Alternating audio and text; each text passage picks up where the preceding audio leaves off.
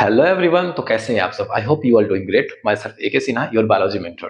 All my dear students, today we are going to discuss a very important chapter, that is control and coordination. So dear students, let's start. तो चलिए हम लोग देखते हैं सबसे पहले कि कोऑर्डिनेशन क्या होता है। तो बात को समझिए, यानी कि हमारे बॉडी के डिफरेंट जो ऑर्गन्स होते हैं वो मिलजुल करके किसी एक पर्टिकुलर फंक्शन को परफॉर्म करते हैं। उसी को हम लोग क्या कहते हैं बच्चों? तो कोऑर्डिनेशन कहते हैं। चलिए देखते हैं कोऑर्डिनेशन क्या होता है। पहले कि coordination is the process by which different parts of an organism work together to produce a response to stimulus. यानी कि कोई स्टिमुलस है और उसको रिस्पांस करना है, जिसमें क्या हो रहा है कि डिफरेंट बॉडी पार्ट्स क्या होते हैं, वर्क टुगेदर, मतलब कि साथ में काम करके उस स्टिमुलस को रिस्पांस कर रहा है। तो बच्चा लोग इसी को हम लोग क्या कहते हैं? इसी को हम लोग कोऑर्डिनेशन कहते हैं। ठीक ना? ओके। अगर हम बात करते हैं कोऑर्डिनेशन की आवश्यकता क्यों होती है, और ठीक है, तो देखिएगा, proper control and coordination is necessary to carry out various function activities of the life. ये बातें बहुत ही इंपॉर्टेंट कही गई हैं कि लाइफ के जो वेरियस एक्टिविटीज हैं, बहुत सारे प्रोसेसेस होती हैं जिनको बोले तो एक प्रॉपर तरीके से करने के लिए कंट्रोल और कोऑर्डिनेशन का रिक्वायरमेंट होती है। ठीक ना? ओके, नेक्स्ट है कि we analyse and recognise various events, situations and display only the correct response. यानी कि देखो बच्चों, क्या कह रहा है ना कि हम डिफरेंट काइंड्स के इवेंट्स को देखते हैं, डिफरेंट काइंड्स के इवेंट्स को देखते हैं और उसमें हम एनालाइज करते हैं, रिकॉग्नाइज करते हैं कि इसमें से कौन सा करेक्ट है, कौन सा राइट है। अगर जो करेक्ट होता है ना उसको हम लोग सेलेक्ट करते हैं, जो करेक्ट नहीं होता उसको हम लोग रिजेक्ट करते हैं। ये होता है। ठीक ना? तो आपने देखा कि हमारे बॉडी में, या हमारी ही बॉडी नहीं, डिफरेंट काइंड्स का जो ऑर्गेनिजम्स हैं, ठीक ना, उनमें प्रॉपर कंट्रोल और कोऑर्डिनेशन की आवश्यकता होती है, रिक्वायरमेंट होता है, ताकि लाइफ के जो एक्टिविटीज हैं वो क्या हो सके, एक प्रॉपर वे में रन कर सके। ठीक ना? चलिए, तो अब यहाँ पे बात करते हैं, अगर हम ह्यूमन बॉडी की बात करते हैं कि हमारी बॉडी में कंट्रोल और कोऑर्डिनेशन किसके द्वारा होता है, कौन करता है, तो आपके सामने जो आ रहा है वो क्या है बच्चा लोग? तो देखिएगा, हमारे सामने आ रहा है दो सिस्टम, एक जिसे आप कहते हैं नर्वस सिस्टम, एक जिसे आप कहते हैं एंडोक्राइन सिस्टम। यानी कि बच्चों समझेंगे, जो नर्वस सिस्टम है, ठीक ना, नर्वस सिस्टम, नर्वस सिस्टम, और ये जिसको हम लोग कहते हैं एंडोक्राइन सिस्टम, एंडोक्राइन सिस्टम। यानी कि हमारा जो बॉडी होता है ना, ह्यूमन बॉडी, ठीक ना, ह्यूमन बॉडी में ये जो नर्वस सिस्टम है और ये जो एंडोक्राइन सिस्टम है, दोनों ही मिलकर के क्या करते हैं, तो हमारी बॉडी में कंट्रोल और कोऑर्डिनेशन के प्रोसेस को परफॉर्म करते हैं। तो याद रखेंगे, अगर आपसे क्वेश्चन पूछी जाए कि how human body has evolved to control or coordination, so your answer will be that human body has two kind of system. First one is nervous system and second one is endocrine system. मतलब कि हमारे body में अगर कहा जाए कि जो human body होता है, कंट्रोल और कोऑर्डिनेशन के लिए उसमें क्या इन्वॉल्व रहता है, तो हमारे बॉडी में कंट्रोल और कोऑर्डिनेशन के लिए दो सिस्टम इन्वॉल्व होते हैं। कौन सा? एक जिसको हम लोग कहते हैं नर्वस सिस्टम और सेकेंड जो कहते हैं हम लोग एंडोक्राइन सिस्टम। अब देखिए बच्चों, नर्वस सिस्टम को पर्टिकुलर तरीके से डिस्कस करेंगे, फिर हम आपको एंडोक्राइन सिस्टम के बारे में प्रॉपर तरीके से डिस्कस करेंगे। यानी कि यहाँ पर पूरा पूरा एक्सप्लेन होने वाली है। तो अगर वीडियो अच्छा लगा तो लाइक जरूर करना, ठीक ना? और किसी प्रकार का अगर कोई प्रॉब्लम है या किसी प्रकार का कोई फीडबैक है तो आप कमेंट बॉक्स में जवाब उसका दे सकते हो, ठीक ना? चलिए, या उससे पहले देख लीजिए, देखिएगा, हमारे में ब्रेन है, thyroid gland, adrenal gland, ovary, यानी डिफरेंट काइंड्स के आपको पार्ट्स दिखाई दे रहे हैं। अब ये पार्ट्स क्या हैं? तो कुछ पार्ट्स नर्वस सिस्टम के हैं, तो कुछ पार्ट्स एंडोक्राइन सिस्टम के, ठीक ना? चलिए, तो ध्यान से समझेंगे, कंट्रोल एंड कोऑर्डिनेशन। तो हमारे बॉडी में कंट्रोल और कोऑर्डिनेशन है वो दो सिस्टम के द्वारा होता है। एक तो होता है नर्वस सिस्टम के द्वारा और दूसरा होता है एंडोक्राइन सिस्टम के द्वारा। यानी कि अब देखिएगा, अब हमको क्या पढ़ेंगे, तब नर्वस सिस्टम पढ़ेंगे, ठीक ना? चलिए, तो हम बात करते हैं द नर्वस सिस्टम, यानी कि हमारे बॉडी में जो नर्वस सिस्टम है उसके बारे में डिस्कस करेंगे, ठीक ना?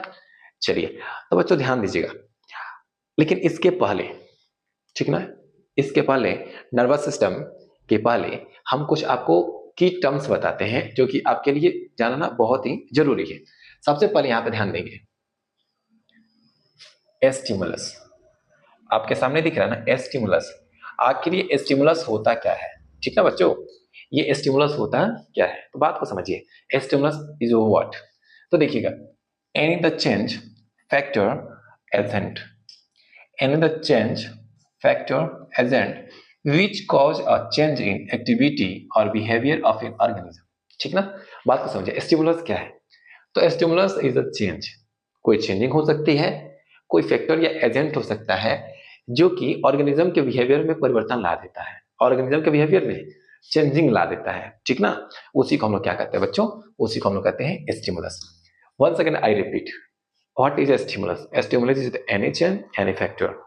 यानी कि स्टिमुलस क्या है? कोई परिवर्तन हो सकता है, कोई चेंज हो सकता है, या कोई फैक्टर या एजेंट हो सकता है जो ऑर्गेनिज्म के बिहेवियर में चेंजिंग ला देता है। क्या कर देता है? बिहेवियर में चेंजिंग ला देता है, उसको स्टिमुलस कहते हैं। आई होप यहां तक आपको बातें समझ में आ गई होंगी। ठीक है, अब नेक्स्ट पॉइंट की बात करें तो देखना रिसेप्टर। अब ये रिसेप्टर क्या होता है? रिसेप्टर मतलब ये रिसीव करने वाला है, रिसीवर है ना। देखिए, receptor are the cell tissue organ that receive the stimulus. यानी कि बच्चों देखेंगे रिसेप्टर क्या होते हैं, तो रिसेप्टर वैसे स्ट्रक्चर्स होते हैं जो स्टिमुलस को रिसीव करते हैं। क्या करते हैं? स्टिमुलस को रिसीव करते हैं। One second I repeat, stimulus हमने बता दिया आपको। रिसेप्टर क्या होते हैं? Receptor is that structure which receive stimulus, जो स्टिमुलस को क्या करता है? रिसीव करता है। ठीक ना, चले अब रिसेप्टर के टाइप भी हैं, हमारे बॉडी में कुछ रिसेप्टर भी हैं जिसको आगे हम डिस्कस करेंगे। अब देखिएगा इफेक्टर। अब एक बात समझिए, effector is muscle, effector is that muscle gland tissue. देखिए, effector are tissues glands muscle which act and response to stimulus received. यानी कि जो स्टिमुलस को रिसीव किया गया है, जो स्टिमुलस को रिसीव किया गया है उसको रिस्पॉन्स करने वाला ये मसल हो सकता है, या कोई ग्लैंड हो सकता है, या कोई टिश्यू हो सकता है। यानी कि ये वैसे टिश्यू ग्लैंड और मसल होते हैं जो स्टिमुलस रिसीव हुई है उसको क्या करते हैं? रिस्पॉन्स करते हैं। क्या करते हैं? रिस्पॉन्स देते हैं। अब देखिएगा रिस्पॉन्स क्या होता है, अब समझिए रिस्पॉन्स, वेरी वेरी इंपॉर्टेंट की terms, stimulus, receptor, effector and response, and the last one is response।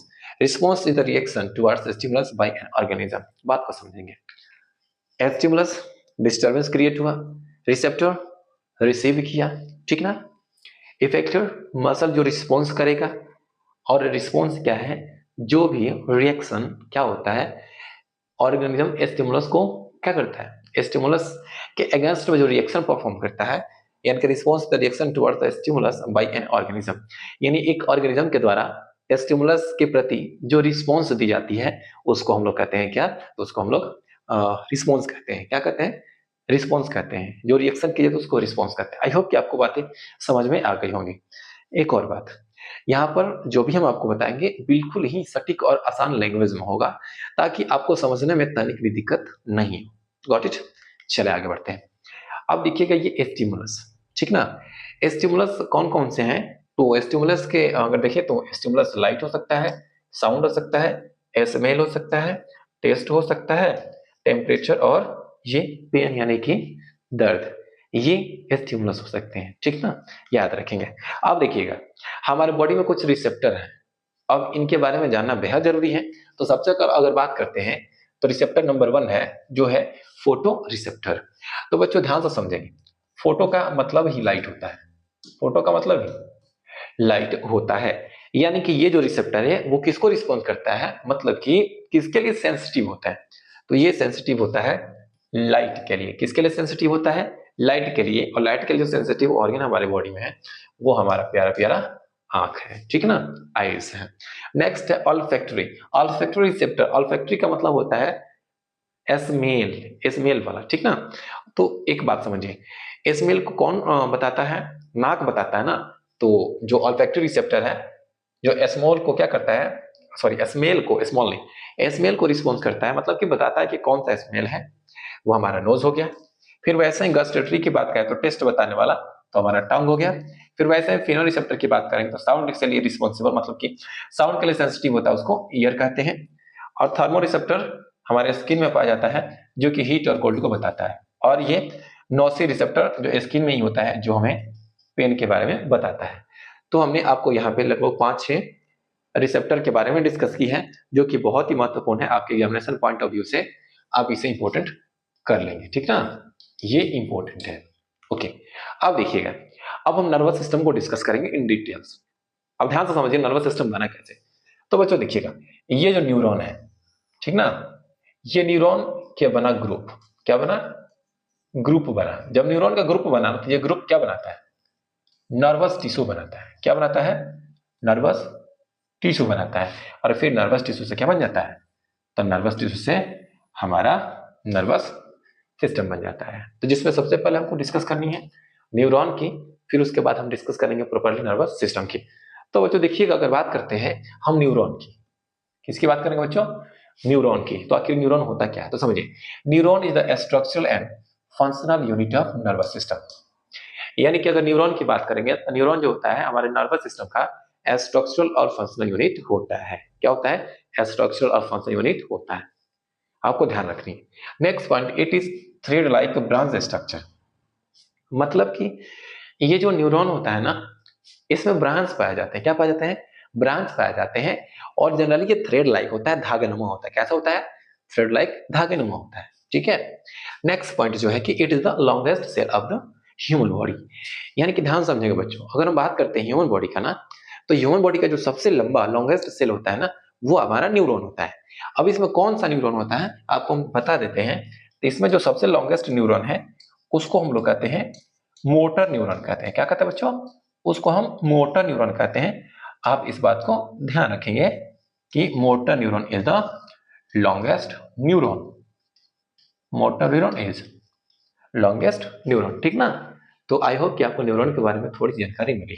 एक और बात याद रखेंगे बच्चों, जो न्यूरॉन होता है ना, वो क्या करता है, तो हमारी बॉडी में जो स्टिमुलस है या विभिन्न प्रकार के जो इन्फॉर्मेशन है, डिफरेंट काइंड के इन्फॉर्मेशन है, उसको क्या करता है, बॉडी पार्ट से ब्रेन में और ब्रेन से बॉडी पार्ट्स में ही पहुंचाने का काम करता है। ठीक ना? जो कि हम आगे डिस्कस भी करेंगे। अब देखिए, अब यहाँ पे अगर हम बात करते हैं न्यूरॉन के पार्ट्स की, ठीक ना, अगर बात करते हैं पार्ट्स ऑफ न्यूरॉन की, पार्ट्स ऑफ न्यूरॉन, अगर न्यूरॉन के पार्ट्स की बात करते हैं तो सबसे पहला जो पार्ट आता है वो आता है जिसको हम लोग कहते हैं सेल बॉडी। फिर उसके बाद आता है जिसको हम लोग कहते हैं एक्सॉन। क्या कहते हैं बच्चों? एक्सॉन कहते हैं। ठीक ना? अब एक बात समझिए, सेल बॉडी में ही आपको न्यूक्लियस भी मिलेगा, सेल बॉडी में ही आपको डेंड्राइट्स भी मिलेंगे। ठीक ना? अब एक्सॉन की बात करेंगे तो एक्सॉन में ही आपको माइलिन शीथ भी मिलेगा। अब ये करता क्या है हम आपको बताते हैं जस्ट। फिर इसी में आपका एक्सॉन टर्मिनल होता है। ठीक ना? तो पार्ट्स ऑफ हम न्यूरॉन को डिस्कस कर लेते हैं। चलिए देखिए, अगर पहला पार्ट की बात करेंगे तो वो सेल बॉडी होता है। अब जो सेल बॉडी होता है ना, ध्यान से समझेंगे, जो सेल बॉडी होता है ना, ये न्यूरॉन का फर्स्ट पार्ट होता है। और कैसा होता है, तो जनरली ये स्टार लाइक होता है। कैसा होता है सेल बॉडी? स्टार लाइक होता है। कैसा होता है बच्चों? स्टार लाइक होता है। और जो न्यूरॉन होता है उसका लार्जेस्ट पार्ट होता है। क्या होता है? लार्जेस्ट पार्ट होता है, largest part of neuron, part of neuron. जैसा कि हमने आपको कहा था कि जो न्यूरॉन होता है ब्रांच्ड और थ्रेड लाइक होता है। तो आप थोड़ा सा ब्रांच को देख लेते हैं तो आप देखेंगे ना, तो आपको इसमें डिफरेंट काइंड्स के ब्रांचेज ही तो दिख रहे हैं। क्या दिख रहे हैं? ब्रांच ही दिख रहे हैं। ठीक ना? जिसमें आपको दिख रहा है कि डेंड्राइट्स लगे हुए हैं। आप थोड़ा सा ध्यान दीजिएगा, अगर हम यहाँ पे सिंपली एक न्यूरॉन सेल को बनाते हैं, ठीक ना, एक न्यूरॉन सेल को बनाते हैं तो आप थोड़ा सा ध्यान देंगे। ठीक ना? ओके, अब ये डायग्राम पूरा कंप्लीट नहीं है। अब यहाँ पे देखिएगा तो आपको कुछ इस प्रकार का स्ट्रक्चर दिख रहा है, कुछ इस प्रकार का स्ट्रक्चर दिख रहा है। अब ये जो स्ट्रक्चर होता है ना बच्चों, जिसको हम लोग कहते हैं डेंड्राइट्स। क्या कहते हैं? डेंड्राइट्स। अब ये डेंड्राइट्स क्या होते हैं, तो सिंपल सी एक बात जानिए, इंपॉर्टेंट पार्ट ऑफ साइटोन, ये इंपॉर्टेंट पार्ट ऑफ साइटोन के इंपॉर्टेंट पार्ट होते हैं। और ये करते क्या है तो देखिएगा, it receive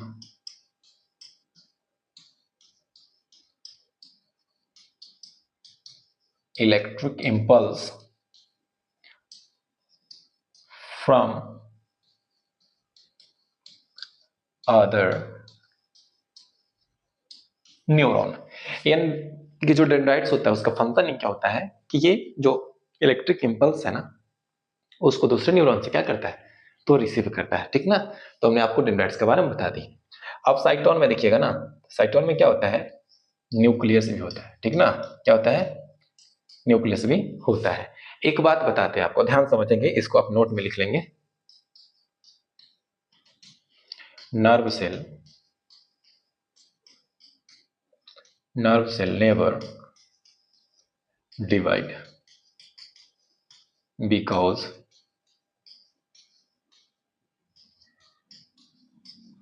it has not centriole. यानी कि जो हमारा नर्व सेल है उसमें कभी भी डिवीजन नहीं होता है, कभी भी डिवीजन नहीं होता है, क्योंकि उसमें सेंट्रियोल एब्सेंट होता है, ठीक ना बच्चों। ठीक है, क्लियर। चलिए आप थोड़ा सा देखिए, तो हमने न्यूक्लियस देखिएगा। अब न्यूक्लियस में क्या होता है तो समझे, contain the genetic material of the neuron cell, यानी कि जो न्यूरॉन का जो न्यूक्लियस है उसमें उसका जेनेटिक मटेरियल प्रेजेंट होता है, ठीक ना। अब यहाँ पे एक बात समझिए, अब हम बात करते हैं एक्सॉन का। तो जो एक्सॉन होता है ना, ठीक है, अगर हम एक्सॉन की बात करेंगे ना, ये जो एक्सॉन है, तो सिंपल सा एक बात समझिएगा, ये जो एक्सॉन होता है ना, ये लॉन्गेस्ट पार्ट ऑफ न्यूरॉन होता है, लॉन्गेस्ट पार्ट ऑफ न्यूरॉन होता है। क्या होता है बच्चों, लॉन्गेस्ट पार्ट ऑफ न्यूरॉन होता है। अब ये क्या करता है, तो बात को समझिएगा, it receive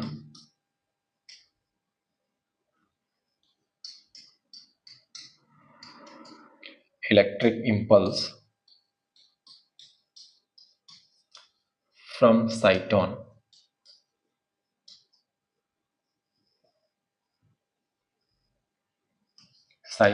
and carry further,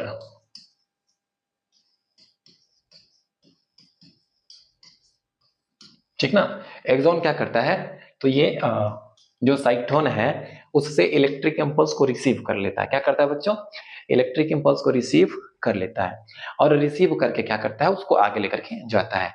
एक बात और समझिएगा, ध्यान से समझिए, ठीक ना। अब देखिएगा, अब जो एक्सॉन होता है ना, एक्सॉन, ठीक है। अब एक्सॉन क्या होता है, ये एक बोले तो पतले से कवर के द्वारा सराउंड होता है, it is covered by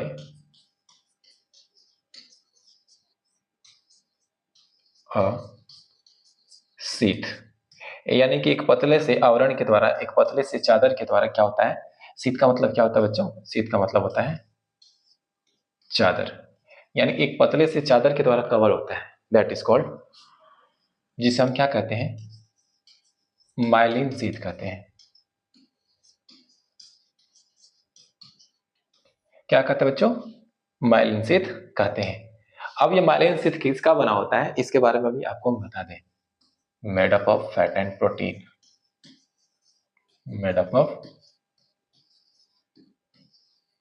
fat and protein, ठीक ना, याद रखेंगे। अगर आपसे पूछा जाए कि बताइए जो माइलिन शीथ होता है वह कहाँ पाया जाता है, वेयर इट इज लोकेटेड, तो your answer will be it is present in axon, it's around axon, ठीक ना। अब ये किसका बना होता है, which material made this myelin sheath, तो वो मटेरियल में कौन कौन सा है, तो मटेरियल में आपका फैट और प्रोटीन आता है, यानी कि myelin sheath is made up of fatty substance and protein. I hope you understand, got it. चलिए अब जो माइलिन शीथ क्या करता है इसके बारे में थोड़ा सा जान लेते हैं। अगर हम इसके फंक्शन की बात करें, इसके फंक्शन की बात करें, तो इसका फंक्शन क्या होता है थोड़ा समझिए। ये क्या करता है कि ये जो एक्सॉन होता है ना उसको इंसुलेटर बना देता है, ताकि उसमें जो इंपल्स है वो बाहर ना निकले, ठीक ना। It make axon insulator.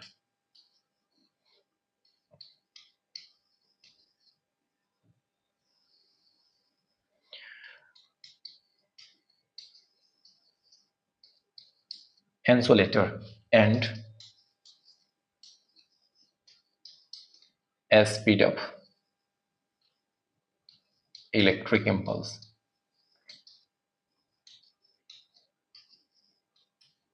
Impulse यानी कहने का मतलब क्या हुआ, कि ये जो एक्सॉन है उसको इंसुलेटर बना देता है और क्या करता है कि जो इलेक्ट्रिक इंपल्स एक्सॉन में कैरी हो रहे हैं ना, ट्रांसफर मतलब कि उसमें मूवमेंट कर रहे हैं या चल रहे हैं जो भी हो, उसको क्या करता है, उसके स्पीड को बढ़ा देता है। क्या करता है? स्पीड को बढ़ा देता है। यही फंक्शन होता है किसका? तो एक्सॉन का होता है। आई होप कि यू अंडरस्टैंड, गॉट इट। चलिए अब यहाँ पे थोड़ा सा ध्यान देंगे। देखिए अब यहाँ पे जो एक्सॉन होता है ना, उसमें कुछ स्पेशल काइंड के सेल होते हैं। अब इन सेल को हम क्या कहते हैं? स्वान सेल कहते हैं। अगर आपसे कहा जाए कि बताइए where Schwann cell located, your answer will be it is located on axon, got it.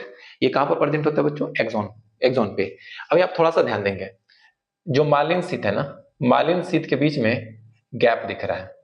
Marlin sheath के बीच में क्या दिख रहा है? गैप दिख रहा है, या कहे तो एक डिप्रेशन दिख रहा है। क्या दिख रहा है? एक डिप्रेशन दिख रहा है। तो बच्चों ध्यान समझेंगे, ये जो डिप्रेशन है ना, इसको हम लोग कहते हैं node of Ranvier. Node of Ranvier कहते हैं, ठीक ना। आपको याद रखनी है कि नोड ऑफ रेनवियर कहां पर पाया जाता है? तो नोड ऑफ रेनवियर जो होता है वो एक्सॉन में पाया जाता है। और मार्लिन शीथ का जहां पर डिप्रेशन होता है, जहां पर मार्लिन शीथ की कंटिन्यूटी क्या होता है, ब्रेक होती है, वहां पर ये लोकेट करते हैं, मतलब कि वहां पर प्रेजेंट होते हैं, ठीक ना। आई होप यू अंडरस्टैंड, ठीक ना। अब चलिए, अब हम बात करते हैं ना, अब हम बात करते हैं एक्सॉन के फंक्शन की, ठीक ना। आखिर ये कौन सा फंक्शन करता है?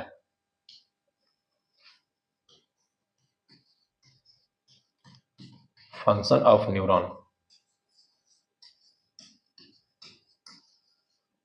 फंक्शन ऑफ न्यूरॉन, न्यूरॉन के फंक्शन की बात करेंगे तो बच्चों ध्यान दीजिएगा, इसका फंक्शन क्या होता है कि इट रिसीव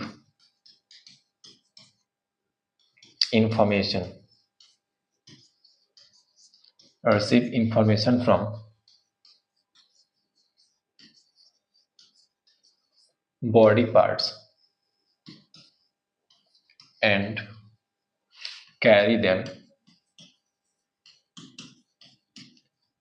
टू ब्रेन, ठीक ना, या spinal cord,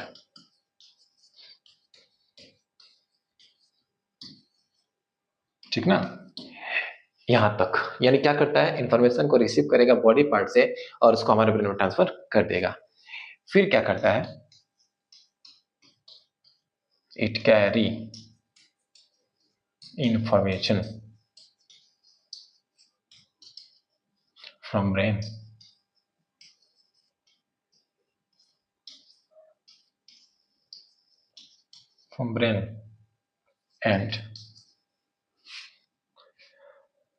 and carry them to body parts to response, body parts to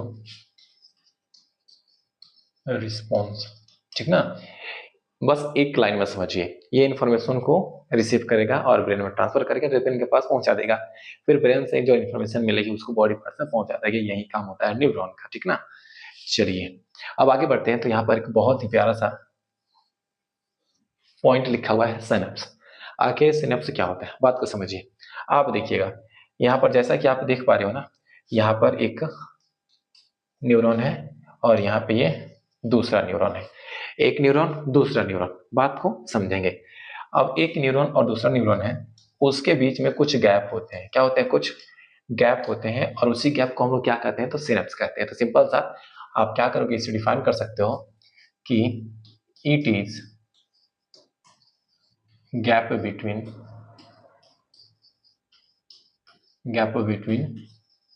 to neuron, यानी कि दो न्यूरॉन के बीच का ये क्या होता है? गैप होता है, ठीक ना बच्चों। दो न्यूरॉन के बीच का गैप होता है, आप यहाँ पे देख रहे हो। अब यहाँ पे थोड़ा सा एक बात समझिएगा, अगर हम यहाँ पे इस गैप के अंदर की बात करेंगे तो ये तो गैप हो गया, जिसको हमने क्या कर दिया बच्चा लोग, जिसको हमने बोला सिनेप्स। अब देखिएगा सिनेप्स के अंदर क्या क्या प्रोसेस होती हैं, तो बात को समझिए। यहाँ पर ये जो आपको डॉट डॉट दिख रहा है ना, डॉट डॉट याद रखेंगे, सिनेप्स के अंदर एक केमिकल सब्सटेंस होता है जिसको हम लोग कहते हैं न्यूरो ट्रांसमीटर। न्यूरो ट्रांसमीटर होता है जो कि सिनेप्स में प्रेजेंट होता है। बात को समझेंगे, यहां से क्या हुई है, तो इलेक्ट्रिक इंपल्स आई है, ठीक है। अब यहाँ पे क्या होगा, ये जो आपका, इसको हम लोग बोलते हैं सिनेप्टिक नोब, यानी एक्सॉन का जो टर्मिनल होता है ना, उसको हम लोग सिनेप्टिक नोव कहते हैं, ठीक ना, सिनेप्टिक नोव कहते हैं। ओके, अब देखो, अब ध्यान से समझो, यहां से इंफॉर्मेशन क्या होता है, तो इंफॉर्मेशन न्यूरोट्रांसमीटर में एंटर करता है। कहां पर एंटर करता है?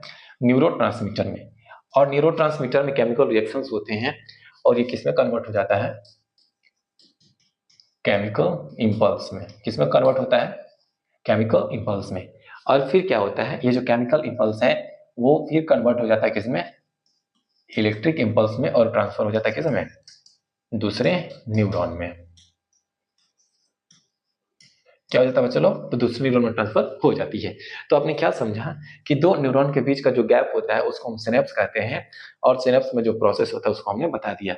और सिनेप्स में क्या होता है? एक केमिकल होता है जिसको हम लोग कहते हैं न्यूरो ट्रांसमीटर। क्या कहते हैं बच्चों? न्यूरो ट्रांसमीटर कहते हैं। That is very important, you know, ठीक है। अब देखिएगा, अब हम बात करते हैं नर्व इंपल्स का। आखिर ये नर्व इंपल्स होते क्या है? तो बात को समझिए। Nerve impulse are wave of electrical and chemical signals carried along nerve और न्यूरॉन। तो बच्चों समझेंगे, नर्व इंपल्स क्या है? तो ये वेव है। किसका वेव है? इलेक्ट्रिकल और केमिकल सिग्नल्स का। It is a wave of electrical and chemical signals that carried by neuron. यानी न्यूरॉन के द्वारा ये कैरी की जाने वाली क्या होती है बच्चों? तो ये केमिकल और इलेक्ट्रिक सिग्नल होती है, उसी को हम लोग क्या कहते हैं? नर्व इंपल्स कहते हैं। नेक्स्ट पॉइंट समझिए। Nerve impulse are initiated at receptor cell as a result of a stimuli from the environment। अब यहाँ पे जो नर्व इंपल्स है कैसे क्रिएट होगी उसको थोड़ा सा हम आपको समझाते हैं और आप भी ध्यान से समझेंगे, ठीक ना। बखूबी आपको क्या करनी है? समझनी है। अब आप देखना थोड़ा सा ध्यान से, यहाँ पर आपको एक कैंडल जलती हुई दिख रही है, बर्निंग कैंडल है। अब आप एक बात समझो, आप जब यहाँ पर उंगली लेकर के जाओगे, यानी कि अगर ये आप उंगली लेके जाओगे, ठीक ना, अगर आप ये उंगली ले करके जाओगे तो क्या वो जलेगी कि नहीं जलेगी? जलेगी ना। आप जब जलेगी तो आप वहां से उंगली को हटा लेंगे। वही बात बताई जा रही है कि nerve impulse are initiated at receptor. तो बात समझिए, ये जो उंगली है ना, ये जो उंगली है, यहाँ पर क्या है बच्चों? तो यहाँ पर है रिसेप्टर है। क्या है? रिसेप्टर है। अब ये रिसेप्टर क्या करेगा? वहां पर जो डिस्टरबेंस क्रिएट हो रही है उसको रिसीव करेगा। क्या करेगा? रिसीव करेगा, और रिसीव करके कहां पर भेज देगा? हमारे ब्रेन के पास, यानी कि जो हमारा जो नर्वस सिस्टम है उसको ट्रांसफर कर देगा, ठीक ना। वही बात कही जा रही है। यानी कि एनवायरमेंट जो स्टिमुलस है, एनवायरमेंट में जो स्टिमुलस है उसको रिसीव करता है। उसको क्या करता है? रिसीव करता है। कौन? रिसेप्टर। और ये कहां पर शुरू होते हैं? तो वहां पर शुरू होते हैं जहां पर रिसेप्टर सेल पाए जाते हैं। कौन? Nerve impulse. आई होप कि आपको बातें समझ में आ गई होंगी। नेक्स्ट थोड़ा सा हम बात कर लेते हैं, पाथवे की बात कर लेते हैं कि इसमें क्या हो रही है कि जो और इंपल्स है न्यूरॉन में कैसे ट्रांसफर हो रही है, कैसे वो एक जगह से दूसरे जगह, one place to another place कैसे ट्रांसफर हो रही है, इसको थोड़ा सा समझ लेते हैं, ठीक ना। ओके, अब देखिएगा यहां से हम शुरू करते हैं। Information is collected by the dendritic tips. अब देखिएगा, एक न्यूरॉन है, एक न्यूरॉन का जो डेंड्राइट्स है उसके टिप के द्वारा इंफॉर्मेशन को रिसीव कर लिया गया। सिंपल से बात समझिए, इंफॉर्मेशन को रिसीव कर लिया गया है। अब जो इंफॉर्मेशन है वो क्या होता है? The chemical reaction set of electric impulse. अब यहाँ पे देखो, जैसा कि हमने बताया था ना, केमिकल रिएक्शंस होती हैं, ठीक ना। तो क्या होता है, अब जो केमिकल रिएक्शंस होते हैं उसके बाद क्या होता है, जो इंफॉर्मेशन है इलेक्ट्रिक इंपल्स में कन्वर्ट हो जाता है, और वो किसमें चला जाता है? तो वो चला जाता है सेल बॉडी में। किसमें चला जाता है जी? तो सेल बॉडी में चला जाता है। अब देखिएगा, अब क्या होता है, सेल बॉडी से जाता है एक्सॉन में, फिर ये एक्सॉन से उसके एंड में पहुंचता है, और एंड से फिर जो इलेक्ट्रिक इंपल्स होता है वो न्यूरोट्रांसमीटर में एंटर करता है, ठीक ना। न्यूरोट्रांसमीटर जो सिनेप्स में है उसमें एंटर करता है, फिर उसका फॉर्म चेंज होता है, और फिर क्या होता है, वो दूसरे यानी कि अनदर न्यूरॉन में ट्रांसफर हो जाती है। यानी कि ये प्रोसेस जो होती है वो कंटिन्यू चलती रहती है। तो आपको इन बातों को ध्यान में रखना है, ठीक ना। चलिए, अब यहाँ पर हम बात करते हैं न्यूरोमस्कुलर जंक्शन का। आखिर ये न्यूरोमस्कुलर जंक्शन क्या होता है, बात को थोड़ा सा समझेंगे। यहाँ पर न्यूरॉन का मतलब क्या हो गया? न्यूरॉन हो गया बच्चों, और मस्कुलर का मतलब क्या हो गया? मस्कुलर का मतलब हो गया मसल। यानी न्यूरॉन और मसल के बीच का जंक्शन, न्यूरॉन और मसल के बीच का जो जंक्शन होता है उसको हम लोग न्यूरोमस्कुलर जंक्शन कहते हैं। समझिए, the point of contact between motor neuron and muscle cell is neuromuscular junction. यानी कि आप देख रहे हो ना कि the point of contact between, यहाँ पे समझिए, आपको यहाँ पे ये मसल फाइबर दिख रहे हैं। क्या दिख रहा है? मसल फाइबर दिख रहे हैं। और मसल फाइबर में न्यूरॉन का जो टिप है वो यहाँ पे क्या हो रहा है? अटैच हुआ है। यहाँ पे क्या हुआ है? तो अटैच हुआ है। तो बच्चों इसी को हम लोग क्या कहते हैं? तो इसी को कहते हैं neuro muscular junction. Neuromuscular junction, ठीक है। आई होप कि आपको बातें समझ में आ रही होंगी, ठीक ना। अगर बातें समझ में आ रही होंगी तो वीडियो को लाइक जरूर कर देना, ठीक ना। चलिए, सेम वही कंडीशन है कि ये मसल है और ये न्यूरॉन का एंड है, अटैचमेंट पॉइंट है, तो इसको हम लोग न्यूरोमस्कुलर जंक्शन कहते हैं, ठीक है। अब यहाँ पर बात करते हैं जो कि सबसे महत्वपूर्ण है, टाइप्स ऑफ न्यूरॉन की। अगर हम टाइप्स ऑफ न्यूरॉन की बात करेंगे ना, तो जो न्यूरॉन होते हैं वो जनरली 3 प्रकार के होते हैं। There are 3 kinds of neuron. सबसे पहले जिसको हम लोग कहते हैं सेंसरी न्यूरॉन। क्या कहते हैं बच्चों? Sensory neuron.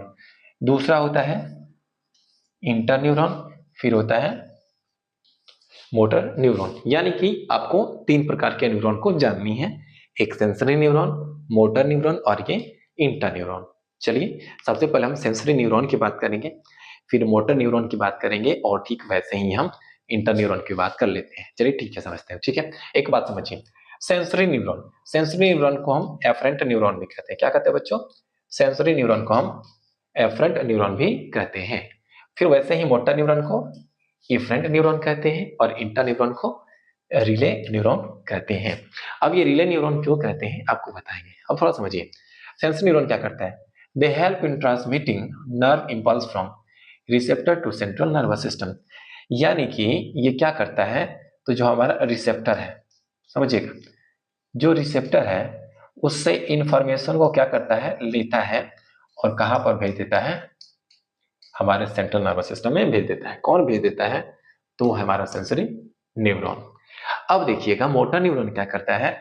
जो हमारा सेंट्रल नर्वस सिस्टम है इससे इंफॉर्मेशन को लेके आता है उस ऑर्गन के पास, उस ऑर्गन के पास लेके आता है जहां से इंफॉर्मेशन ब्रेन के पास या स्पाइनल कॉर्ड के पास भेजी गई थी, ठीक है ना।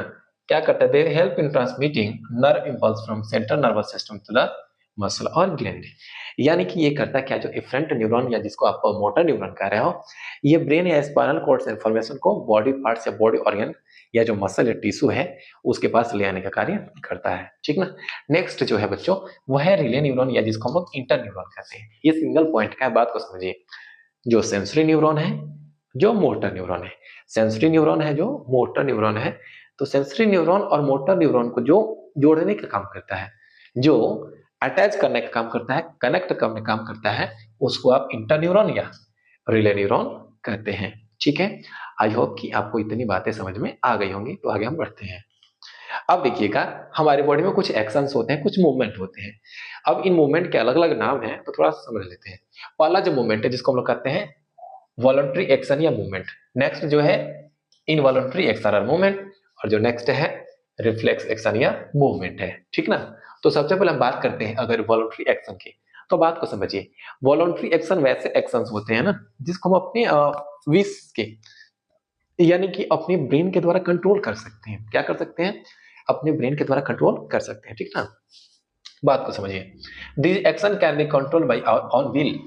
यानी कि इससे हम अपनी इच्छा के अनुसार, अपने डिजायर के, अपने विश के अनुसार क्या कर सकते हैं? कंट्रोल कर सकते हैं। जैसे कि सपोज करें हमको चलना है, जैसे कि हम यहाँ पे वॉक कर रहे हैं ना, इसे हम कंट्रोल कर सकते हैं। यहाँ पर आपके सामने स्टैचू बन के खड़े हो जाएंगे, क्या बन जाएंगे? स्टैचू, तनिक हिलेंगे भी नहीं, ठीक ना। मतलब कि चलने पर हमारा कंट्रोल है, बोलने पर हमारा कंट्रोल है, ठीक ना। ठीक है, ओके। अब देखिएगा, इसी को हम लोग कहते हैं वॉलंटरी एक्शन। इसमें आप थिंकिंग इन्वॉल्वमेंट, यानी कि आप सोचेंगे, आप इसमें सोचेंगे कि करना क्या है, क्या नहीं करना है। फिर वहीं पे आता है ब्रेन।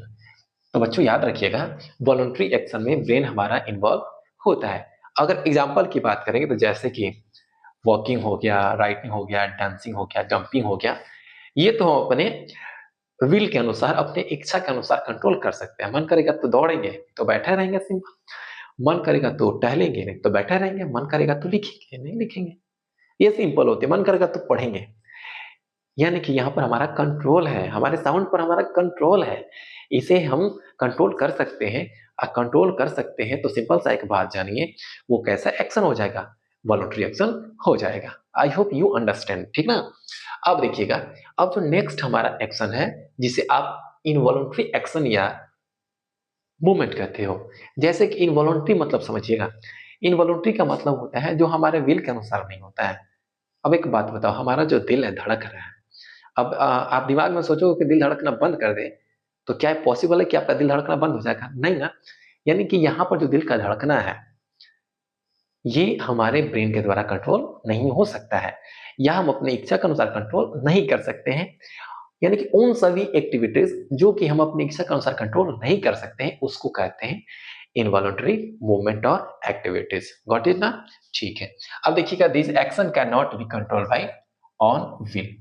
यानी कि ये जो एक्शन है, इसे हम अपने इच्छा के अनुसार कंट्रोल नहीं कर सकते हैं। जैसे कि देखिएगा, पंपिंग ऑफ ब्लड, यानी कि हार्ट ब्लड को पंप करता है, क्या मन करेगा तो रोक दोगे क्या? नहीं रोक सकते ना। पेरिस्टाल्टिक मूवमेंट, जब हम भोजन को निगलते हैं तो हमारे इसोफेगस में एक मूवमेंट होती है, जिसमें क्या होता है, ऊपर से धंसते जाता है, नीचे से फैलता जाता है और भोजन हमारे स्टमक में पहुंच जाता है। क्या आप इसे कंट्रोल कर सकते हो क्या? एक बार भोजन को निगलो और कंट्रोल कर लो, क्या कंट्रोल कर पाओगे? नहीं कर पाओगे, because it is a involuntary action that is not control by our own will, ठीक ना। ओके। अब देखिएगा, contraction and relaxation of blood vessel. देखिए, हमारा जो ब्लड वेसल होता है ना, वो फैलता भी है और सिकुड़ता भी है, फैलता है और सिकुड़ता है। तो फैलता है, सिकुड़ता है, तो क्या आप इसे कंट्रोल कर पाओगे कि फैलता ना फैले, सिकुड़े तो ना सिकुड़े? नहीं ना। So that it is the involuntary action, ठीक ना बच्चों। चलिए, अब यहाँ पे आता है एक जो एक्शन है, इन दोनों से अलग हटके है, जिसे आप कहते हैं रिफ्लेक्स एक्शन कहते हैं। क्या कहते हैं बच्चा लोग? इसे आप रिफ्लेक्स एक्शन कहते हैं। अब रिफ्लेक्स एक्शन क्या होता है? This action can not be controlled by और ऑन विल। हाँ जी बच्चों, रिफ्लेक्स एक्शन भी हमारे द्वारा कंट्रोल नहीं हो सकता है। So that it is also involuntary action ना। हाँ, जो होता है ना रिफ्लेक्स एक्शन, ये भी इनवॉलंटरी एक्शन ही होता है। अब देखिएगा, थिंकिंग इज नॉट इन्वॉल्व। आप ये ध्यान रखेंगे ना कि जो रिसेप्टर और ये सॉरी रिफ्लेक्स एक्शन होता है ना, ये क्विक रिस्पॉन्स देता है। क्विक कहने का मतलब just action, just reaction, just action, just reaction, मतलब कि यहाँ पर सोचने तक का वक्त नहीं होता है। सोचने तक का वक्त नहीं होता कि सोचेंगे, एनालाइज करेंगे, करेक्ट है या राइट है, रॉन्ग है, तब जाकर के रिस्पॉन्ड करेंगे, ठीक ना। तो ऐसा कोई सिस्टम नहीं है इसमें। किसमें? रिफ्लेक्स एक्शन में जस्ट एक्शन देन रिएक्शन। जैसे एक्शन होगा, रिएक्शन दिख जाता है। यहाँ पर किसी प्रकार का कोई थिंकिंग इन्वॉल्व नहीं होता है। जब थिंकिंग इन्वॉल्व नहीं होता है तो brain is not involve, brain is not involve. अब ब्रेन इन्वॉल्व नहीं होता है तो कौन इन्वॉल्व होता है ना? तो हमारा स्पाइनल कॉर्ड इन्वॉल्व होता है। यानी कि रिफ्लेक्स एक्शन होती है, वो किसके द्वारा कंट्रोल होती है? तो you have to remember that is control by spinal cord. Reflex action control by spinal cord, ठीक। I hope you all understand this, ठीक ना। चले आगे बढ़ते हैं। अब यहाँ पर बात करते हैं बच्चों रिफ्लेक्स एक्शन का, कि ये रिफ्लेक्स एक्शन होते क्या है। तो बात को समझिएगा। Reflex action is an automatic, involuntary and rapid response to stimulus that occurs without thought। बात को समझिए। रिफ्लेक्स एक्शन इज इनवॉलंटरी और rapid and automatic response to stimulus. यानी कि जो स्टिमुलस है उसको ऑटोमेटिकली, इनवॉलंटरी और रैपिड मतलब कि तीव्र से क्या करना, रिस्पॉन्स करना, बिना सोचे समझे। बिना सोचे समझे अगर आप स्टिमुलस को रिस्पॉन्स करते हैं तो उसको हम लोग बोलेंगे रिफ्लेक्स एक्शन। बोलेंगे क्या? बोलेंगे reflex action. I will repeat, a reflex action is an automatic, involuntary and rapid response to a stimulus that occurs without thought। यानी कि यहाँ पर किसी प्रकार का कोई थॉट इन्वॉल्व नहीं है, सोचना ही नहीं है, जस्ट एक्शन दैन रिएक्शन। अब देखिएगा, सिग्निफिकेंस ऑफ रिफ्लेक्स एक्शन। आखिर रिफ्लेक्स एक्शन सिग्निफिकेंस इसका है क्या? बात को समझिए। Reflex action are essential for survival and can help minimize damage to the body from potentially harmful condition. बात को समझिए, ये क्या करता है? तो ये जो डैमेज हो रही है ना बॉडी में, जो बॉडी में डैमेज होती है उसको इंटेंसिटी को कम कर देता है। कहने का मतलब जो डैमेज है उसको घटाता है, उसको रिड्यूस करता है। अगर हार्मफुल ज्यादा है तो उसको क्या कर देगा, रिड्यूस कर देगा। जैसे कि बात समझिए, आप मोमबत्ती के पास उंगली लेके जा रहे हैं तो आपकी उंगली जल रही है। अगर इमीडिएट एक्शन नहीं लिया गया तो आप उंगली पूरा जल सकती है ना, जल सकती है या नहीं जल सकती है, डेफिनेटली जल सकती है। तो जल सकती है तो आपने क्या किया, थोड़ा सा जैसे जला तो उसको आपने हटा लिया, मतलब कि जो रिफ्लेक्स एक्शन है उसने आपकी उंगली को बचा लिया। किसके लिए, तो अधिक किसको हार्म ना पहुंचे इस चीज को बचा लिया, ठीक है ना। आई hope you understand this, got it ना। चलो अब आगे बढ़ते हैं। अब देखिएगा इसके एग्जाम्पल बात करते हैं। हाँ, जैसे अगर रिफ्लेक्स एक्शन के कुछ एग्जाम्पल की बात करें तो देखिए, मान लेते हैं आप रास्ते में चल रहे हैं और अचानक आपके पैर के पास एक सांप गुजर गया, आप जस्ट बिना कुछ सोचे समझे कूद जाओगे, ठीक ना। ये रिफ्लेक्स एक्शन है। अब इसमें ये जो रिटेन वर्ड में है आप समझिएगा कि आप किसी जब हॉट ऑब्जेक्ट पर अपना हाथ रखते हो तो जैसे जैसे जैसे ही टच होता है ना आप उसको उठा लेते हो, ठीक ना। फिर है कॉफिंग, खांसी भी है, स्नीजिंग भी है। क्या खांसने पर आपका कंट्रोल है क्या, वो तो अचानक आएगी ना, आ जाती है। स्नीजिंग भी अचानक आती है। Closing eyelids when some particles enter the eye. बात को समझिए, जैसे क्या होता है कि आप जा रहे हो, मान लेते सपोज बाइक से ही जा रहे हो, जब बाइक से जा रहे हो अचानक क्या हुआ, डस्ट पार्टिकल्स आपके जो आईज है उसमें इंटर कर गया, जस्ट आपका उंगली क्या होता है, सॉरी आपका जो आंख होता है ना उसका जो आई लीड होता है वो बंद हो जाता है। या मान लेते हैं कोई कीड़ा प्रवेश कर जाता है, कोई कीड़ा यानी कि जो इंसेक्ट इंटर कर जाता है, तो होता क्या है कि आपकी आंख का जो आई लीड है, इसको जो आई लीड कहते हैं वो बंद हो जाती है, ठीक ना, बंद हो जाती है। तो ये क्या है, तो क्विक रिस्पॉन्स यानी कि ये कौन सा एक्शन है, रिफ्लेक्स एक्शन है। अब देखिएगा, shivering when it is too cold, मतलब कि ज्यादा गर्मी, सॉरी जब ज्यादा ठंडी होती है ना तो आप देखते हैं आपका बॉडी कांपता है, आपका बॉडी कांपने लगता है जब ज्यादा ठंडी होता है। तो बच्चों इसको हम लोग क्या कहते हैं, तो इसको हम लोग कहते हैं reflex action. I hope you all understand what is reflex action. So अब हम आगे बढ़ते हैं। अब हम बात करते हैं रिफ्लेक्स आर्क की। तो बच्चों ध्यान से समझेंगे, the path travelled by a nerve impulse during reflex action is called reflex arc. यानी कि रिफ्लेक्स एक्शन के ड्यूरिंग जो इम्पल्स है उसने जो भी रास्ते तय किए होते हैं, जिस जिस रास्ते से गया होता है उसको हम लोग रिफ्लेक्स आर्क कहते हैं। One second I repeat, the path travelled by a nerve impulse, यानी कि नर्व इंपल्स के द्वारा जो रास्ते तय किए गए हैं during a reflex action, reflex action के समय, उसको हम रिफ्लेक्स आर्क कहते हैं। क्या कहते हैं बच्चों, उसे हम रिफ्लेक्स आर्क कहते हैं। आई होप यू अंडरस्टैंड। ओके, अब थोड़ा सा इसको आप देख लेते हैं इमेज में। तो बात को समझिए, ये है स्टिमुलस, क्या है बच्चों, ये रहा स्टिमुलस, ये उंगली है, ये सेंसरी रिसेप्टर है, यहां से डिस्टरबेंस को रिसीव किया गया, ये रिसीव हुआ, ठीक है। अब क्या हुआ, तो ये नर्व सिग्नल है वो कहाँ पहुंच गया, ये सेंसरी न्यूरॉन है, कहाँ पहुंच गया, तो स्पाइनल, ये है स्पाइनल कॉर्ड, क्या बच्चों, स्पाइनल कॉर्ड में पहुंच गया।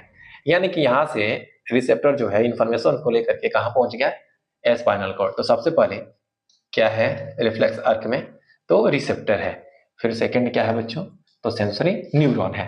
अब थोड़ा सा बात को समझिए, अब यहाँ पर जो सेंसरी न्यूरॉन है ना उसके बीच में एक न्यूरॉन है जो करता क्या है, तो ये सेंसरी न्यूरॉन का मोटर न्यूरॉन से जुड़ता है। तो यहाँ पे जो नंबर थर्ड हो जाएगा वो हो जाएगा रिले न्यूरॉन। हाँ, इंटर जो न्यूरॉन है उसको रिले न्यूरॉन भी कहते हैं। अब देखिए इसके नीचे आपको दिख रहा है मोटर न्यूरॉन, ये भी रिफ्लेक्स आर्क का, और ये रहा मसल जिसको हम लोग कहते हैं इफेक्टर। क्या कहते हैं बच्चों, इफेक्टर ऑर्गन या इफेक्टर मसल कहते हैं। अब ये क्या होगा, ये कंट्रैक्ट होगा, जैसे ही कंट्रैक्ट होगा ये हाथ को वहां से हटा लेंगे। तो बच्चों आपने क्या देखा, रिफ्लेक्स आर्क, आपसे पूछी जाए कि रिफ्लेक्स आर्क के कौन कौन से कंपोनेंट हैं, तो सबसे पहले आप याद रखेंगे receptor, sensory neuron, relay neuron, motor neuron, ये रिले न्यूरॉन हो जाएगा, फिर वो आपका वो स्पाइनल कॉर्ड बोलेंगे, मोटर न्यूरॉन, और ये इफेक्टर मसल। यानी ये सब मिलकर के किसका फॉर्मेशन करते हैं बच्चों, तो सब मिलकर के बनाते हैं रिफ्लेक्स आर्क को। आई होप यू अंडरस्टैंड। आगे बढ़ते हैं। अब हम बात करते हैं टाइप ऑफ नर्वस सिस्टम का। तो बच्चों ध्यान से समझिए, अगर हम नर्वस सिस्टम के टाइप की बात करेंगे ना, तो नर्वस सिस्टम के दो टाइप होते हैं। एक को हम लोग कहते हैं सेंट्रल नर्वस सिस्टम, जिसको हम लोग शॉर्ट में क्या लिखा है, तो शॉर्ट में हमने यहाँ पर लिखा है CNS, यानी कि ये क्या है, सेंट्रल नर्वस सिस्टम। क्या है बच्चों, सेंट्रल नर्वस सिस्टम। और दूसरा जिसको कहते हैं पेरिफेरल नर्वस सिस्टम। पेरिफेरल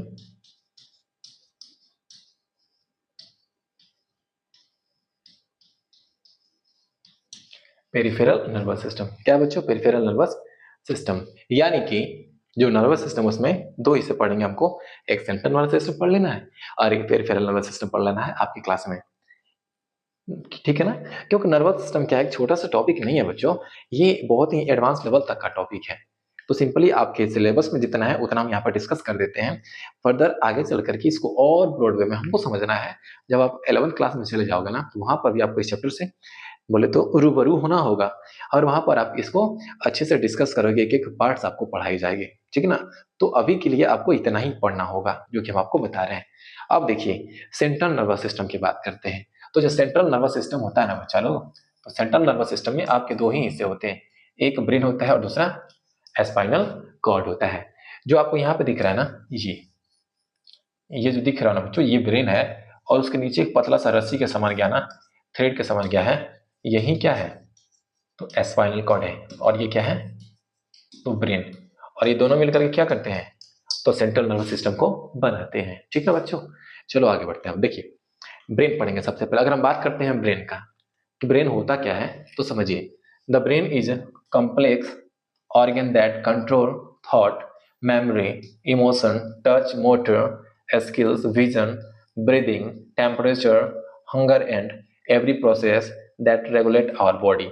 यानी कि समझिए जो हमारी बॉडी को रेगुलेट करने की जितनी भी प्रोसेस होती है ना, उसको जो कंट्रोल करता है वही होता है ब्रेन होता है, ठीक ना। तो brain is a part, very very important part या कॉम्प्लेक्स पार्ट, जो हमारे बॉडी में डिफरेंट जो एक्टिविटीज होती है हमारे बॉडी के लिए रिक्वायर्ड होती हैं, उनको ये क्या करता है, उनको रेगुलेट करने का काम करता है, ठीक है। ओके, अब देखिएगा अगर हम बात करते हैं ब्रेन के पार्ट्स की, कि ब्रेन में कौन कौन से आपको पार्ट्स देखने को मिलते हैं, तो जनरली ब्रेन में हम तीन पार्ट्स पढ़ेंगे। एक जो होता है ना, एक को हम लोग कहते हैं फोर ब्रेन, दूसरे को कहते हैं मिड ब्रेन और तीसरे को कहते हैं हिंड ब्रेन, ठीक ना बच्चों। तो ब्रेन में हम तीन हिस्से पढ़ेंगे, fore brain, mid brain, hind brain. Fore brain, mid brain, hind brain.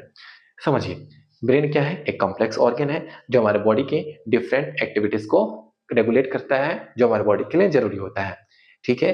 ये क्या करता है, तो इसमें तीन हिस्से होते हैं, fore brain, mid brain, hind brain. अब देखिए अगर हम बात करते हैं बच्चों फोर ब्रेन का, अगर हम फोर ब्रेन की बात करें तो समझिएगा the fore brain is the largest part of the brain. तो अगर हम बात करें ना बच्चों फोर ब्रेन की, तो फोर ब्रेन ब्रेन का सबसे बड़ा, सबसे लंबा, सॉरी सबसे बड़ा हिस्सा होता है, सबसे ज्यादा वाला हिस्सा होता है, कौन होता है, हमारा ब्रेन होता है। और ब्रेन का जो ये फोर ब्रेन है वो होता है, ठीक ना। चलिए अब देखिए आप, अब बात करें ना ब्रेन में पार्ट्स कौन कौन से होते हैं, तो ब्रेन में तीन पार्ट्स आपको सेरेब्रम होता है, थैलेमस होता है, हाइपोथैलेमस होता है। तो यानी आपको ब्रेन भी, ब्रेन में आपको जो सेरेब्रम है वो भी जानना है, थैलेमस भी जानना है और हाइपोथैलेमस भी जानना है।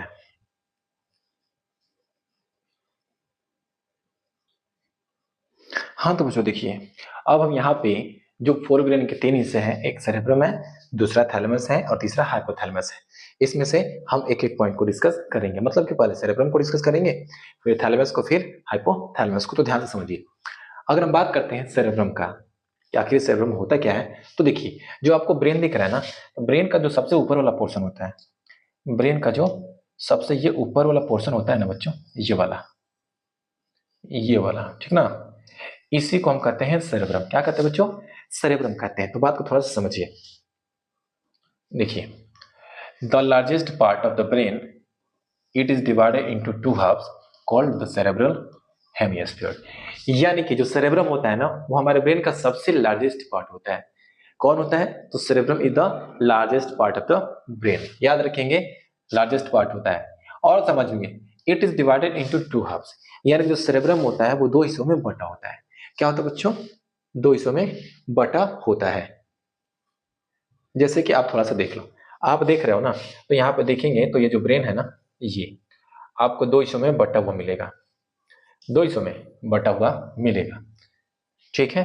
अब जो होता है ना, ये दो हिस्से कौन कौन से होते हैं, तो ध्यान समझेंगे। एक वाले को हम कहते हैं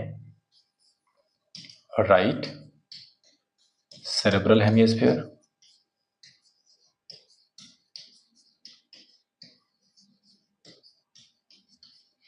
और दूसरा होता है, इसको हम बोलेंगे left cerebral hemisphere.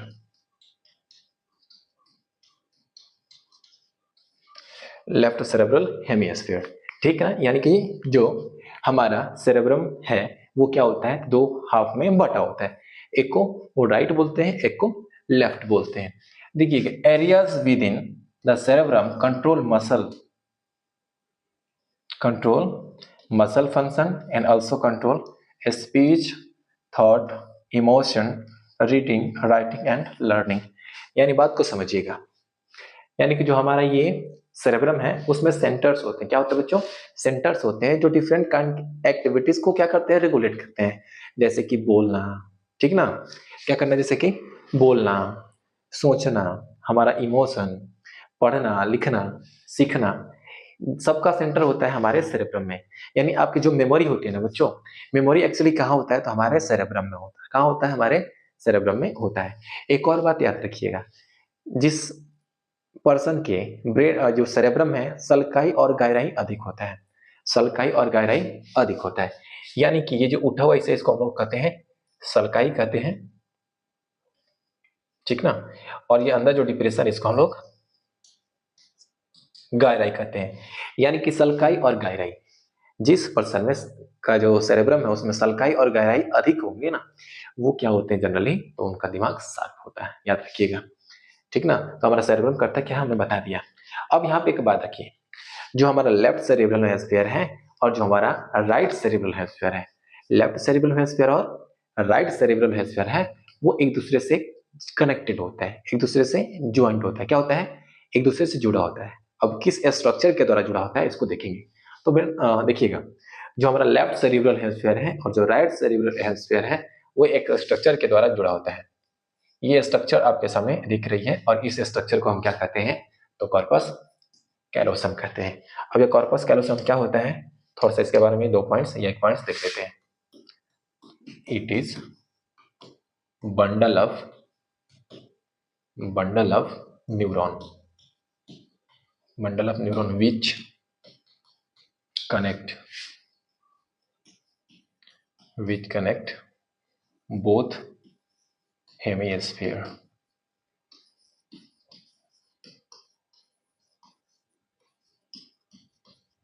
Both hemisphere, यानी कि जो हमारा ब्रेन का जो सेरेब्रम है उसमें जो दो हिस्से हैं, एक लेफ्ट वाला और एक राइट वाला, दोनों को कनेक्ट करने का, दोनों को ऐड करने का जो काम करता है उसको हम कहते हैं कॉर्पस कैलोसम कहते हैं। आई hope you understand, got it. चलिए अब यहाँ पे एक बात बताते हैं, आप समझिए।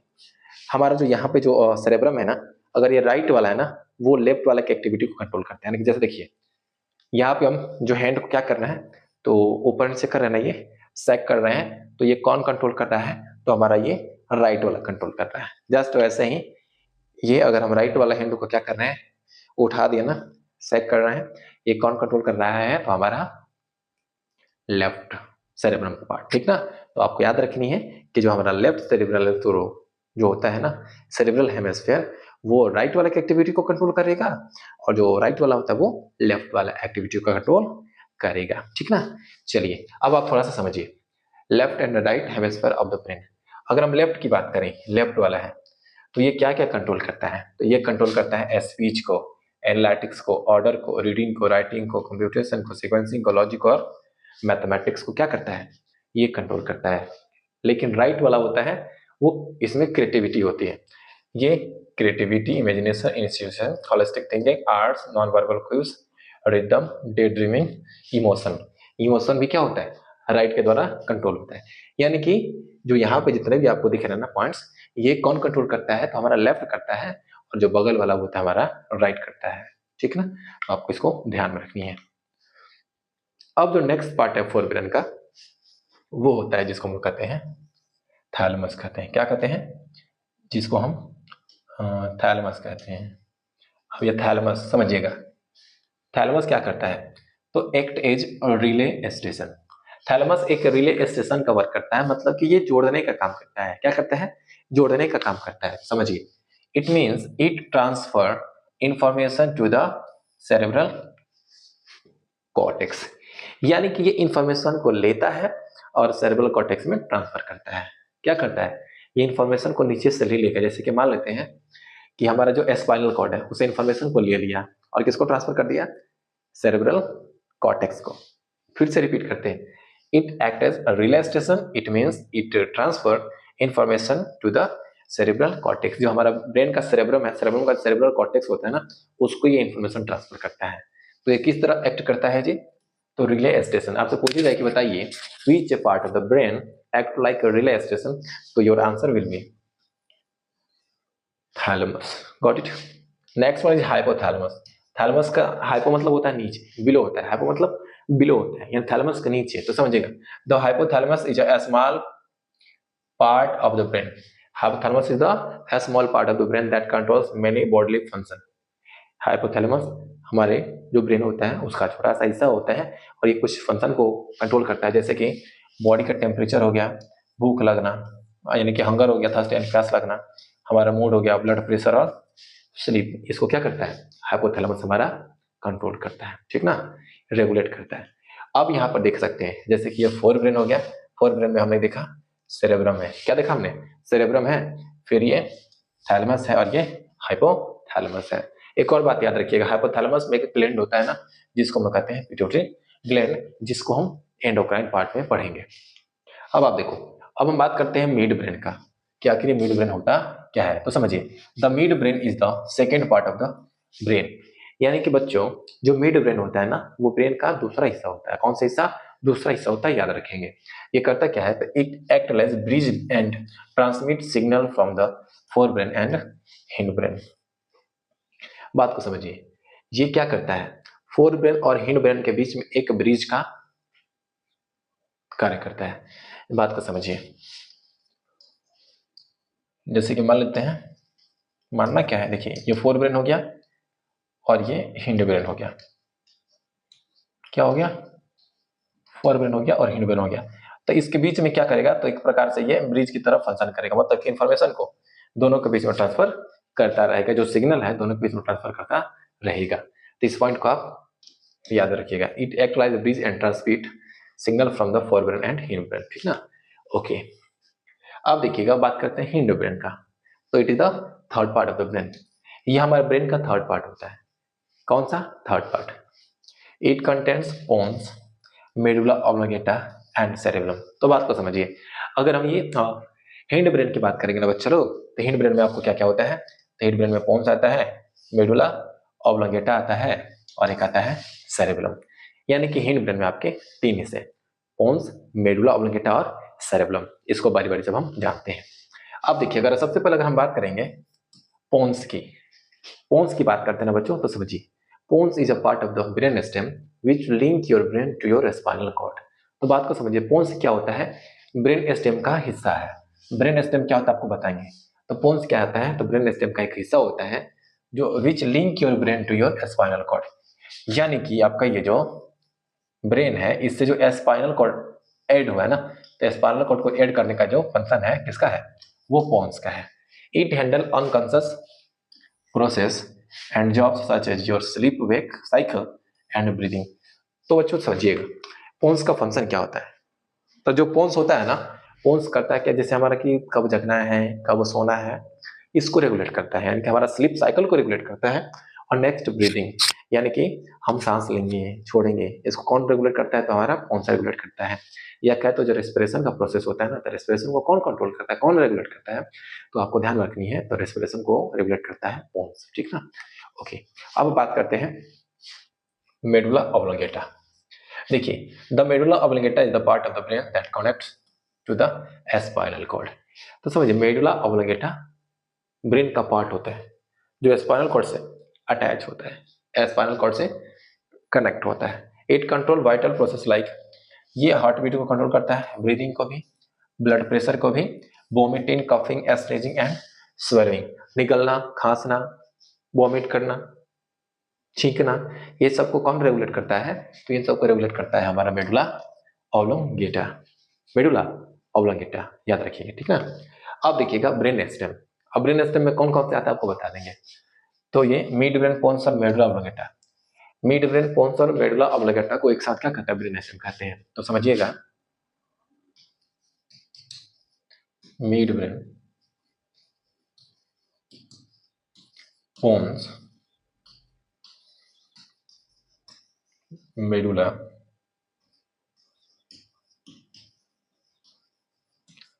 ऑब्लिंगेटा are collectively called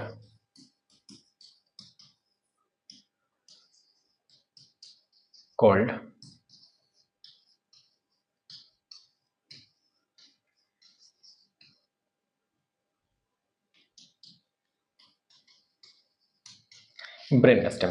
यानी कि मिड ब्रेन हो गया, पोन्स हो गया, और जो मेडुला ऑब्लिंगेटा है, इसको एक साथ हम क्या बोलेंगे? इसको हम एक साथ बोलेंगे ब्रेन स्टेम। क्या बोलेंगे? Brain stem. जिसमें देखिए, अब यहाँ पे हम बात करते हैं सेरेबेलम का। तो सेरेबेलम क्या होता है? तो ब्रेन स्टेम का एक हिस्सा है, ठीक ना। या क्या, तो आप जो हम लोग पढ़ते हैं हिंड ब्रेन, हिंड ब्रेन का क्या है? तो एक महत्वपूर्ण हिस्सा होता है। हिंड ब्रेन का क्या है? एक महत्वपूर्ण हिस्सा होता है जो हमारे बॉडी पोस्चर को कंट्रोल करता है, ठीक ना। जो हमारे ये सेरेब्रम होता है उसके जस्ट नीचे होता है, आपको ध्यान में रखनी है। जैसे हम यहाँ पे खड़े हैं, बोल रहे हैं, साफ साफ बोल रहे हैं, चल रहे हैं, तो यहाँ पे जो हमारा जो पोस्चर है, इसको कौन रेगुलेट करता है? इसको कौन कंट्रोल करता है? तो इसको रेगुलेट करता है हमारा सेरेब्रम। कभी कभी देखा होगा आपने रास्ते में या कहीं आपने आसपास पड़ोस में देखा होगा कि एक शराबी व्यक्ति आता है, शराबी व्यक्ति आता है ना, और क्या करता है? तो सारो जो शराबी होता है वो दारू पी करके आता है। जब दारू पी करके आता है तो देखते हैं कि क्या होता है कि उसका जुबान जो होता है लड़खड़ाता है, उसका पैर लड़खड़ाता है, मतलब कि अच्छे से वो चल नहीं पाता है। क्या होता है? अच्छे से चल नहीं पाता है। एक्चुअली होता क्या है, तो बात को समझिए। एक्चुअली होता यही है कि जो यहाँ पे दिख रहा है ना, जिससे आप सेरेबेलम कह रहे हो, क्या कह रहे हो बच्चों? सेरेबेलम कह रहे हो। तो ये जो सेरेबेलम है ना, शराब पीने से इस पर इफेक्ट पड़ता है। क्या पड़ता है? इफेक्ट पड़ता है।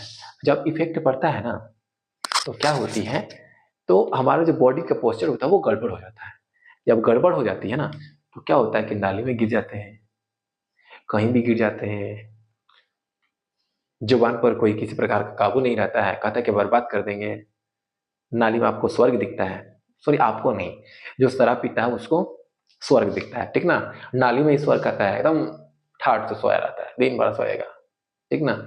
कहे कि ताजमहल खरीद लेंगे, दुबई खरीद लेंगे, दुबई का टावर खरीद लेंगे, ये सब कहता है, क्योंकि जुबान पर कोई तो लगाम तो है नहीं, किसी प्रकार का कोई कंट्रोल तो है नहीं, सो दैट, ठीक ना। ये होता है। तो please enrol in the motor movement regulation and balance control, यानी कि हमारे बॉडी का जो बैलेंस बनाना, पोस्चर बनाना कौन कंट्रोल करता है? तो वो कंट्रोल करता है हाइपो सॉरी सेरेबेलम कंट्रोल करता है। चलिए अब बात करते हैं स्पाइनल कॉर्ड का, वेरी वेरी इंपॉर्टेंट। तो देखिएगा, स्पाइनल कॉर्ड क्या है? तो spinal cord is a column of nerve tissue that runs from the base of the skull to the lower back। देखिए, जो स्पाइनल कॉर्ड होता है ना, ये ब्रेन के बेस से शुरू होता है और हमारे लोअर बैक तक जाता है, लोअर बैक तक जाता है, ठीक ना। Okay, surrounded by vertebrae and protected by 3 layer tissue. अब देखिए, जो स्पाइनल कॉर्ड होता है ना, वो किसके द्वारा सराउंडेड होता है? तो देखेंगे ये वर्टेब्री होता है, ये जो वर्टेब्री है उसी के द्वारा, उसी के अंदर, जैसे थोड़ा सा समझिएगा, अगर हम एक वर्टेब्री का स्ट्रक्चर बनाते हैं, देखिए कुछ इस प्रकार का स्ट्रक्चर होता है, इसके बीच में होल होता है। क्या होता है बच्चों? इसके बीच में होल होता है। अब इसके बीच में ही क्या होता है? स्पाइनल कॉर्ड रहता है, इसके बीच में ही स्पाइनल कॉर्ड रहता है। मतलब जो चारों तरफ से क्या होता है कि एक प्रोटेक्टेड होता है। किसके द्वारा प्रोटेक्टेड होता है? तो प्रोटेक्टेड होता है वर्टेब्री के द्वारा। और हाँ जी बच्चों, इसके ऊपर जो होता है ना, इसके ऊपर आपको 3 परत वाला मेम्ब्रेन होता है, 3 लेयर्ड मेम्ब्रेन होता है, जिसको क्या कहते हैं? तो आगे बताएंगे उसको, ठीक ना। 3 लेयर ऑफ टिश्यूज। अब समझिए थोड़ा सा, पेरिफेरल नर्वस सिस्टम है। अभी आप किसकी बात करेंगे? पेरिफेरल नर्वस सिस्टम की बात करेंगे। देखिए, पेरिफेरल नर्वस सिस्टम क्या होता है? The peripheral nervous system is a network of nerves that runs throughout the head, neck and body. Peripheral nervous system क्या होता है? तो नेटवर्क होता है नर्व्स का, जो हमारे हेड, बॉडी, नेक पूरे में क्या होती है? फैला होता है, हेड, बॉडी और नेक में फैला होता है। अब थोड़ा सा देखिए, जैसे कि आपके सामने दिख रहा है ना, ये हेड हो गया, नेक हो गया, बॉडी हो गया। अब आप समझिए, अगर हम बात करते हैं ना, पेरिफेरल नर्वस सिस्टम में कौन कौन से नर्व्स होते हैं? तो 2 प्रकार के नर्व्स होते हैं। एक को कहते हैं क्रेनियल नर्व्स, जो कि हमारे ब्रेन क्रेनियम से निकलता है। दूसरा होता है स्पाइनल नर्व्स, जो कि स्पाइनल कॉर्ड से निकलता है। यहाँ पर जो आप देख रहे हो ना, ये स्पाइनल कॉर्ड से निकला हुआ होता है, देखो निकल रहा है ना, स्पाइनल कॉर्ड से निकला है। तो अब ध्यान समझिए, अगर हम बात करेंगे क्रेनियल नर्व्स की तो इसका नंबर आपको याद रखनी है। कितने पेयर्स होते हैं? 12 पेयर्स होते हैं। वहीं पर अगर स्पाइनल नर्व्स की बात करेंगे तो कितने पेयर्स होते हैं? तो 33 पेयर्स होते हैं। आई होप आपको बातें समझ में आ गई होंगी ना। अब जो क्रेनियल नर्व्स होता है ना, उसको हम जब आपको प्रोटेक्शन बताएंगे तो आपको समझाएंगे। अब देखिए, protection of CNS, central nervous system का प्रोटेक्शन है। तो बात को समझिए, the brain is protected by the bones of the skull and by a covering of 3 thin membranes called meninges. जैसा कि हमने आपको बताया था ना यहाँ पे, कि आपको बताएंगे 3 लेयर्स। टिश्यू कौन सा है? तो कौन सा है बच्चों? वो है मेनिंजेज। अब समझिए, meninges also protect the spinal cord, यानी कि जो मेनिंजेज होता है ना, वो हमारे ब्रेन को भी प्रोटेक्ट करता है और हमारे स्पाइनल कॉर्ड को भी प्रोटेक्ट करता है। अब थोड़ा सा समझिए, प्रोटेक्शन ऑफ सीएनएस में जो कि आपको दिख रहा है ना, ये ब्रेन है और ये स्कल है। क्या बच्चों? ये आपको स्कल दिख रहा है। अब इसको जब ओपन करेंगे ना, जब आपको ये ओपन करेंगे तो इसमें क्या होगा, तो आपको दिखेगी, जिसको देखिए ऐसे दिख रहा है ना, ये जो दिख रहा है ना एरिया, इसको हम कहते हैं क्रेनियम। यानी स्कल के अंदर जो जगह होता है क्रेनियम, या आप इसे ब्रेन बॉक्स भी कहते हैं। क्रेनियम या ब्रेन बॉक्स, उसी के अंदर हमारा ब्रेन होता है, उसी के अंदर हमारा ब्रेन प्रोटेक्टेड रहता है। तो कहा जाए, आपसे बताइए कि where our brain is located, your answer will be our brain is located inside brain box और क्रेनियम। गॉट इट ना? चलिए अब आप देख लो, मेनिंजेस की बात करते हैं। तो देखिएगा, मेनिंजेस में आपके 3 लेयर, ड्यूरामेटर, एरेक्नॉइड और पियामेटर। यानी कि जो सबसे अंदर वाला होता है, सबसे जो अंदर वाला होता है, इनर मोस्ट होता है, उसको हम लोग पीआर मीटर कहते हैं। उसके बाद वाला को हम कहते हैं, जो मिड वाला होता है ना, उसको एरेक्नॉइड कहते हैं। और जो आउटर मोस्ट होता है, आउटर मोस्ट होता है, उसको हम लोग कहते हैं ड्यूरामेटर। यानी कि जो ब्रेन के ऊपर आपको लेयर दिख रहा है ना मेनिंजेस की, तो उसमें 3 लेयर होते हैं ना, एक होता है पियामेटर, एरेक्नॉइड मेम्ब्रेन, और थर्ड होता है ड्यूरामेटर। अब एक बात समझिएगा, सेरेब्रल स्पाइनल फ्लूइड क्या होता है? सेरेब्रल स्पाइनल फ्लूइड होता है क्या है? तो समझिए, सेरेब्रल स्पाइनल फ्लूइड, CSF बोलते हैं शॉर्ट में, ठीक ना, is a clear colourless liquid that protect and nourishes the brain and spinal cord. अब देखिए, जो ये सेरेब्रो स्पाइनल फ्लूइड होता है ना, वो क्या होता है, तो एक कलरलेस लिक्विड है, कलरलेस लिक्विड है और क्लियर होता है, मतलब ट्रांसपेरेंट होता है। ये क्या करता है, जो हमारा ब्रेन है और हमारा जो स्पाइनल कॉर्ड है उसको प्रोटेक्ट करता है। कैसे प्रोटेक्ट करता है, को समझिए। अब देखिए, आप जैसे कि देख पा रहे हो ना, CSF between pia mater and arachnoid membrane. तो समझिएगा, ये जो सेरेब्रोस्पाइनल फ्लूइड कहां पर प्रेजेंट होता है, तो याद रखिए आपको कि ये पियामेटर और एरेक्नॉइड मेम्ब्रेन के बीच में प्रेजेंट होता है, ठीक ना। और ये तो आपका ब्रेन टिश्यू। अब क्वेश्चन है कुछ, उसको थोड़ा सा देख लेते हैं। Which of the flowing part of human brain will help us to maintain posture while cycling। यानी कि जब हम साइकिल चला रहे थे तो हमारे बॉडी पोस्चर को कौन मेंटेन करता है? जैसे अभी तो बताया था पोस्चर मेंटेनेंस कौन होता है फ्रेंड्स, वो होता है बच्चों सेरेब्रम, ठीक ना, सेरेब्रम। अब नेक्स्ट जो है कि which part of the brain control vomiting. अब बताओ, अभी हमने बताया था ना, यहीं पर तो हमने बताया था,